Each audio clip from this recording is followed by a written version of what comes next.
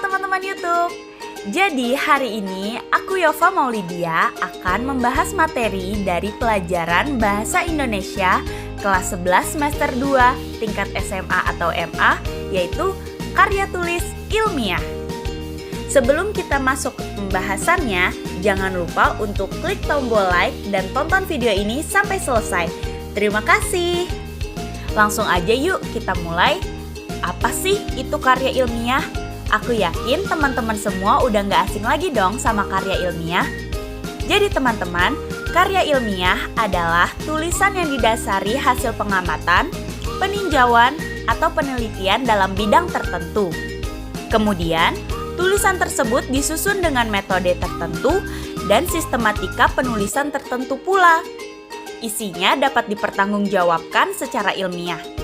Menurut Kamus Besar Bahasa Indonesia, karya ilmiah adalah karya tulis yang dibuat dengan prinsip-prinsip ilmiah berdasarkan data dan fakta dari observasi, eksperimen, dan kajian pustaka. Nah, selanjutnya ada karakteristik dan ciri-ciri karya tulis ilmiah yang membedakan karya tulis ini dari karya tulis yang lain. Jadi teman-teman, karya tulis ilmiah mempunyai 3 karakteristik. Yang pertama, karya ilmiah merupakan hasil kajian literatur atau laporan, pengamatan, dan penelitian. Yang kedua, karya ilmiah menampilkan pemahaman penulis terhadap permasalahan yang dibahas. Dan yang ketiga, karya ilmiah menampilkan kemampuan meramu berbagai sumber informasi ke dalam sebuah karya tulis yang utuh. Selanjutnya ada ciri-ciri karya ilmiah. Ciri-ciri karya ilmiah yang pertama adalah sistematis. Yang kedua, logis. Yang ketiga, kebenarannya dapat diuji. Yang keempat, objektif. Yang kelima, tuntas. Yang keenam, berlaku umum. Dan yang ketujuh, menggunakan bahasa baku. Oke teman-teman, selanjutnya ada jenis-jenis karya ilmiah. Jenis-jenis karya ilmiah bisa kita bagi berdasarkan bentuk penyajiannya. Yang pertama ada bentuk populer atau yang sering kita temui, yaitu artikel media massa seperti koran atau majalah. Nah, pasti teman-teman semua udah sering dong baca koran ataupun baca majalah. Bentuk yang kedua adalah bentuk semi formal, seperti laporan atau makalah. Dan bentuk yang ketiga ada bentuk formal, seperti skripsi, tesis, dan disertasi. Selanjutnya ada informasi penting dalam karya ilmiah. Teman-teman semua bisa dapat informasi dalam karya ilmiah dengan mengajukan pertanyaan 5W plus 1H atau adik Simba. Aku yakin teman-teman semua udah pernah tahu dong adik Simba ini di SD ataupun SMP.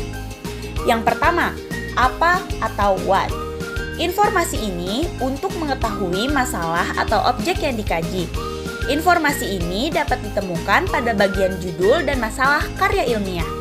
Yang kedua, di mana atau where. Informasi ini terkait tempat penelitian.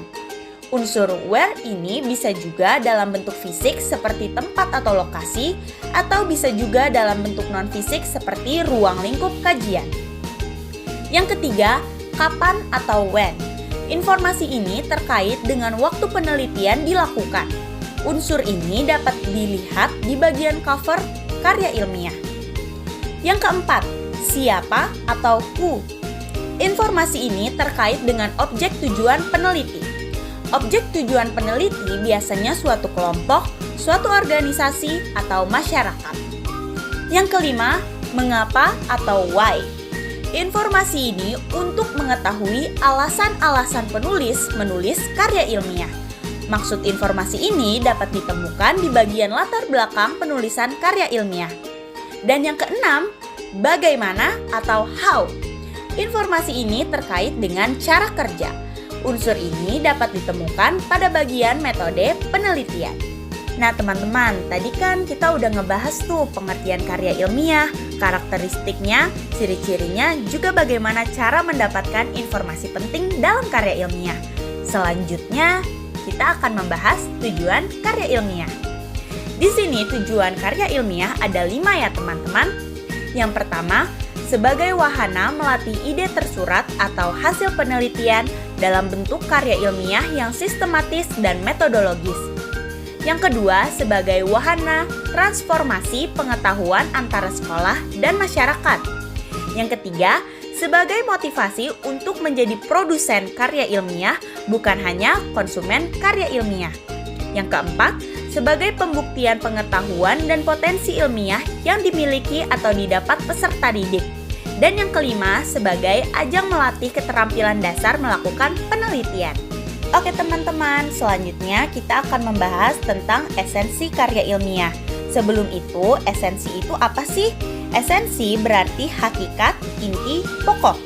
Esensi dapat diartikan manfaat.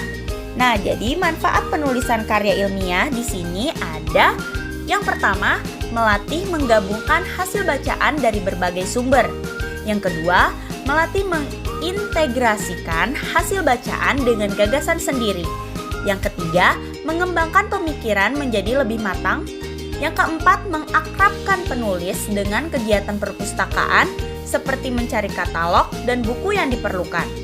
Yang kelima, meningkatkan keterampilan dalam mengorganisasikan dan menyajikan fakta dan data secara jelas dan sistematis.